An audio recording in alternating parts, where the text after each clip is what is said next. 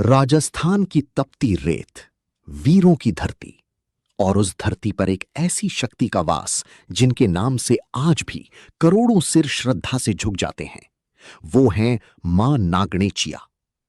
कहा जाता है ये केवल देवी नहीं बल्कि राठौड़ राजवंश की कुलदेवी हैं, जिनकी कृपा ने इतिहास की दिशा बदल दी। सदियों पहले मारवाड़ के संस्थापक वंश में जन्मे राव दूहड़ जी बचपन में अपने ननिहाल गए।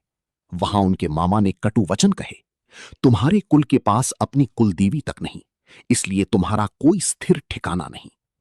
ये शब्द बालक दूहड़ जी के हृदय में तीर बनकर उतर गए। उन्होंने उसी क्षण संकल्प लिया, मैं अपनी कुलदेवी को खोज कर ही रहूंगा।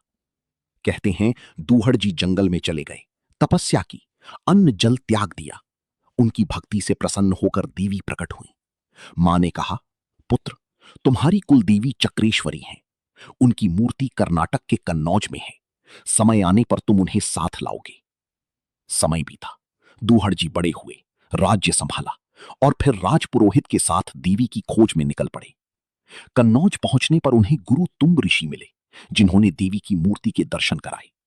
पर तभी आकाश में गूंजी दिव्यवाणी, मैं मूर्ति बनकर नहीं, पक्षी रूप में तुम्हारे साथ चलूंगी। पर ध्यान रखना, जहां तुम रुकोगे मैं भी वहीं रुक जाऊंगी। राव दूहड़ जी ने आज्ञा मानी। यात्रा शुरू हुई और एक दिव्य पक्षी उनके साथ उड़ता चला। जब वे वर्तमान नागाना पर्वत के पास पहुंचे, थककर एक नीम वृक्ष के नीचे विश्राम किया। नींद खुली तो पक्षी उसी वृक्ष पर बैठा था। देवी बोली, पुत्र, मैंने पहले ही कहा था, जहां तुम रुकोगे मैं भी यहीं रुक जाऊंगी। अब यही मेरा धाम होगा। अगली सुबह दूहड़ जी ने पूरे क्षेत्र में घोड़ा दौड़ाया।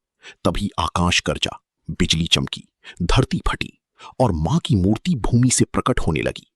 लेकिन तभी एक ग्वाले के मुंह से गायों को हाँकने की आवाज निकल गई और उसी क्षण मूर्ति कमर तक ही प्रकट होकर रुक गई।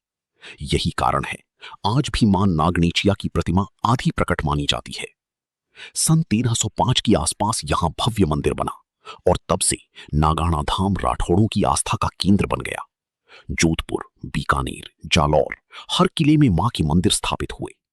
आज भी लाखों श्रद्धालु यहां आते हैं, रक्षा सूत्र बांधते हैं और मां से शक्ति, साहस और विजय का आशीर्वाद लेते हैं।